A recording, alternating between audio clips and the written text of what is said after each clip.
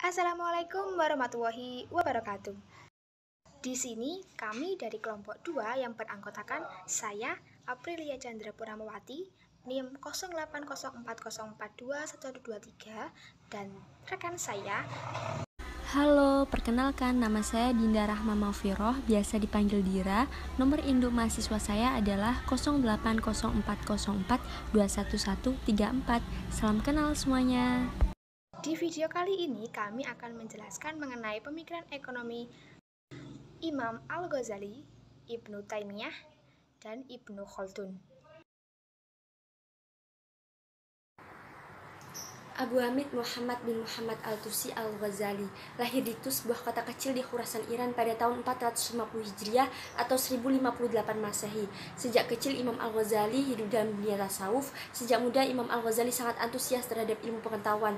Ia belajar bahasa Arab dan fikih di kota Tus, kemudian pergi ke kota Jarjan untuk belajar dasar-dasar usul fiqh. Setelah kembali ke kota Tus selama beberapa waktu, ia pergi ke Naisabur untuk melanjutkan rihlah ilmiahnya.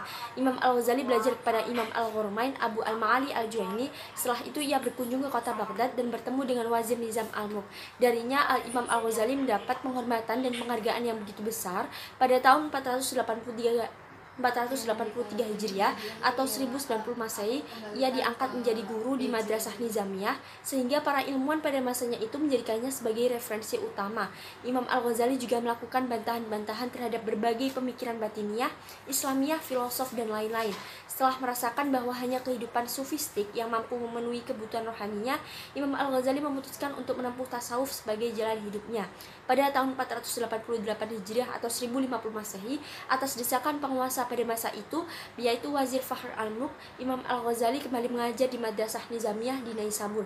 Ia kembali lagi ke kota Tus untuk mendirikan sebuah madrasah bagi para fuqaha dan mutasawwifin, hingga wafat pada 14 Jumadil Akhir Hijriah atau Desember 1111 Masehi. Karya-karya Imam Al-Ghazali. Al-Ghazali diperkirakan telah menghasilkan 300 buah karya yang meliputi berbagai disiplin ilmu seperti logika, filsafat, moral, tafsir, fikih, ilmu-ilmu Al-Quran, tasawuf, politik, administrasi, dan pelaku ekonomi.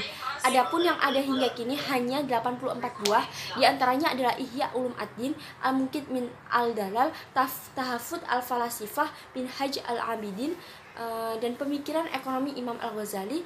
Yang pertama, pertukaran sukarela dan evolusi pasar. Imam Al-Ghazali membangun dasar-dasar dari apa yang kemudian dikenal sebagai semangat kapitalisme.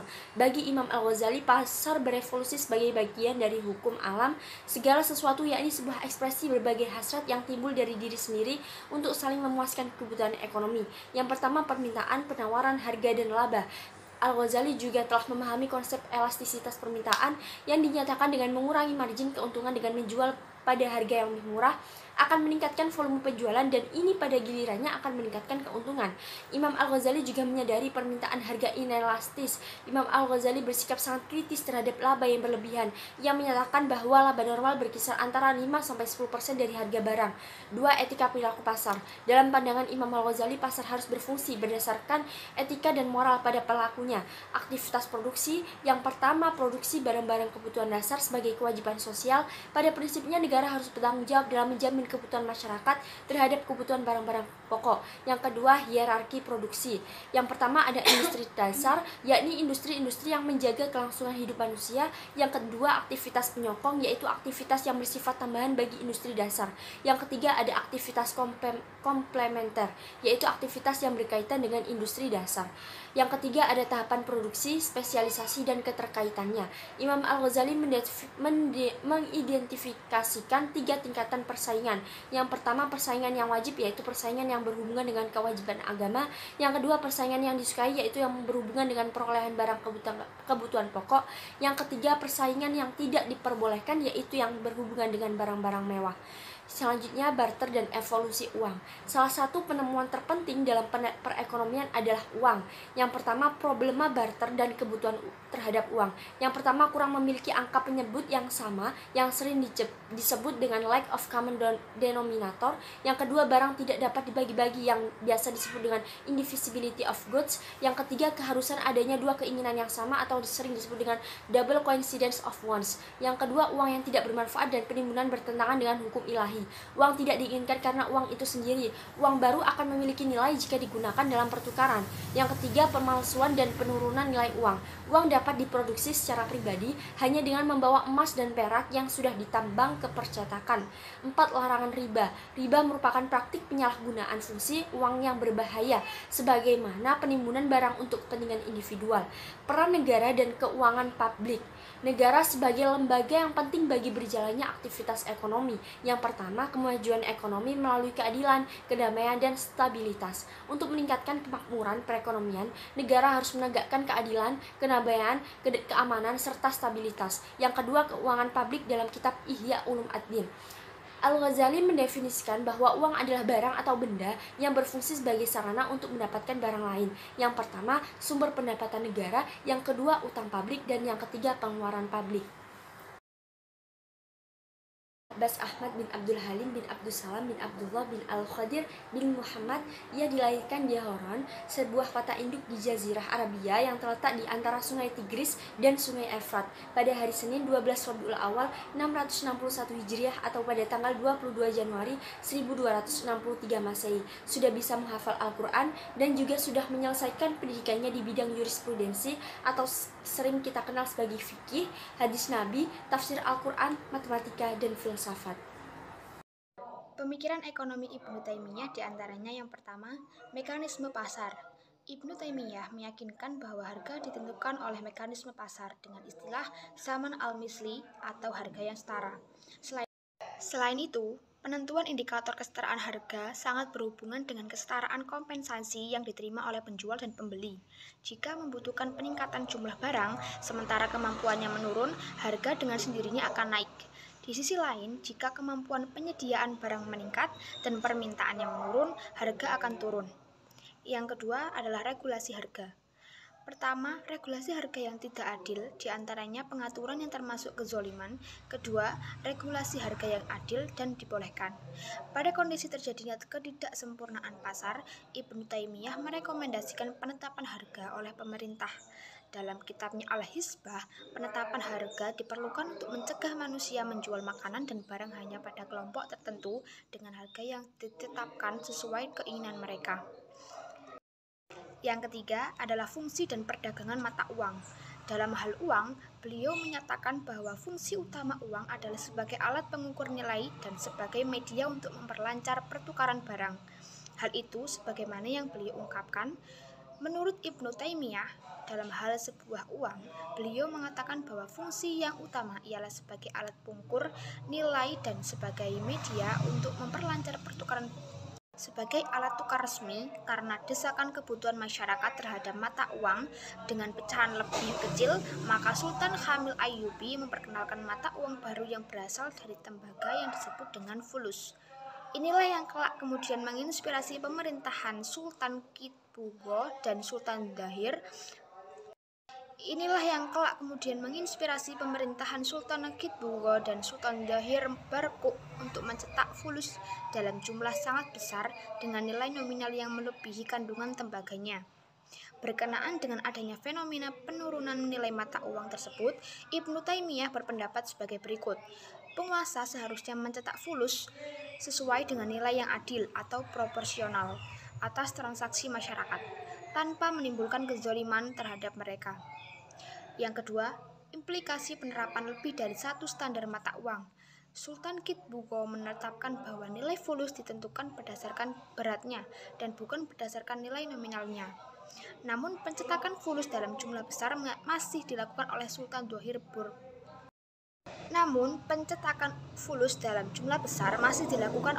Dahir Barkuk dengan mengimpor tembaga dari negara-negara Eropa. Namun, dirham semakin menghilang dari peredaran dan inflasi semakin melambung yang ditandai dengan semakin meningkatnya harga-harga produk. Abdurrahman Abu Zaid Waliuddin Ibnu Khaldun atau yang biasa dikenal sebagai Ibnu Khaldun lahir di Tunisia pada 1 Ramadan 732 Hijriah, tepatnya 27 Mei 1332 Masehi. Beliau dikenal sebagai sejarawan dan bapak sosiologi Islam yang hafal Al-Quran sejak usianya dini. Sebagai ahli politik Islam, ia pun dikenal sebagai bapak ekonomi Islam. karena pemikiran-pemikirannya tentang teori ekonomi yang logis dan realistis telah dikemukakannya jauh sebelum Adam Smith dan David Ricardo mengemukakan teori-teori ekonominya. Bahkan ketika memasuki usia remaja, tulisan-tulisannya sudah menyebar kemana-mana. Tulisan-tulisan dan pemikiran Ibnu Khaldun terlahir karena studinya yang sangat dalam. Konsep ekonomi Ibnu Khaldun mencakup yang pertama, konsep nilai dan harga. Ibnu Khaldun dalam bukunya Al-Muqaddimah menulis secara khusus satu bab yang berjudul harga-harga di kota. Menurutnya, apabila sebuah kota berkembang pesat, mengalami kemajuan dan penduduknya padat, maka persediaan bahan makanan pokok melimpah. Hal ini dapat diartikan penawaran meningkat yang berakibat pada murahnya harga barang pokok tersebut. Ibnu Khaldun juga mengemukakan konsep secara utuh di mana nilai tukar suatu barang atau jasa tergantung pada manfaat dan biaya kerja. Artinya, yang menjadi faktor penentu nilai adalah unsur kerja dan biaya, unsur produksi dan biaya, dan unsur manfaatnya. Ibnu Khaldun menjadikan faktor-faktor produksi yang lain sebagai bagian dari kerja, seperti pajak dan bea cukai, turut mempengaruhi penetapan harga barang juga. Maka, semua biaya produksi barang berupa kerja dan lainnya menjadi faktor penentu dalam menetapkan nilai barang. Beliau juga tidak mengabaikan faktor utilitas sebagai faktor yang mempengaruhi nilai barang. Selain faktor kerja, biaya produksi, utilitas dan pajak, ekspektasi kelangkaan barang dan penetapan harga barang juga ditentukan oleh faktor supply dan demand. Yang kedua, konsep supply dan demand. Menurutnya, suplai bahan pokok di kota besar jauh lebih besar daripada suplai bahan pokok penduduk desa atau kota kecil. Penduduk kota besar memiliki suplai bahan pokok yang berlimpah yang melebihi kebutuhannya, sehingga harga bahan pokok di kota besar relatif murah.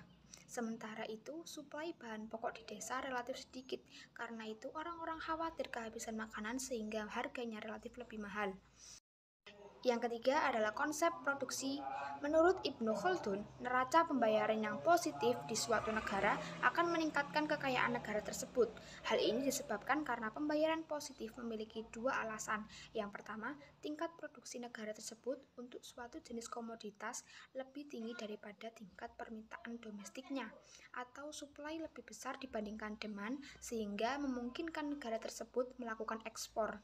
Tingkat efisiensi produksi negara tersebut lebih tinggi dibandingkan negara lain. Dengan tingkat efisiensi yang lebih tinggi, komoditi suatu negara mampu masuk ke negara lain dengan harga yang lebih kompetitif. Menurut Ibnu Khaldun, juga negara yang melakukan perdagangan internasional akan meningkat. Yang keempat adalah konsep utilitas. Ibnu Khaldun memasukkan faktor manfaat atau utilitas sebagai pisau analisis dalam teori nilai dan harga. Jika tidak ada manfaat, maka barang tidak ada nilainya. Hal ini sejalan dengan hukum pertambahan manfaat yang semakin menurun. Suatu teori yang mengatakan bahwa ketika jumlah barang meningkat, maka tingkat utilitasnya meningkat, tetapi lama-kelamaan pertambahan tersebut bukan saja menurunkan nilai utilitasnya, tetapi bahkan menjadi negatif. Yang kelima adalah konsep uang. Ibnu Khaldun mengatakan bahwa kekayaan negara tidak ditentukan oleh banyaknya uang, tetapi oleh tingkat produksi dan neraca pembayaran positif. Negara yang mampu memproduksi adalah negara yang produksinya lebih besar daripada tingkat kebutuhan domestiknya, sekaligus efisiensi dalam produksinya. Yang keenam adalah konsep kebijakan fiskal dan moneter. Dalam masalah peningkatan belanja negara, Ibnu Khaldun melihat korelasi positif terhadap pendapatan per kapita. Sebaliknya, penurunan belanja negara menunjukkan adanya keruwetan bagi pendapatan per kapita. Beliau merumuskan teori yang mengatakan apabila belanja negara sedikit, maka pendapatan pun sedikit.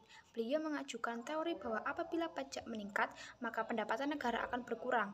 Hal ini menunjukkan bahwa Ibnu Khaldun menggunakan logika terbalik, di mana biasanya bila pungutan pajak bertambah, maka pendapatan negara bertambah pula. Beliau melihat adanya efek negatif pada kondisi investasi dan kerja atas banyaknya atau besarnya pajak atau biaya yang dikenakan. Sekian penjelasan dari kelompok kami. Mohon maaf apabila ada kesalahan dalam penyampaian materi.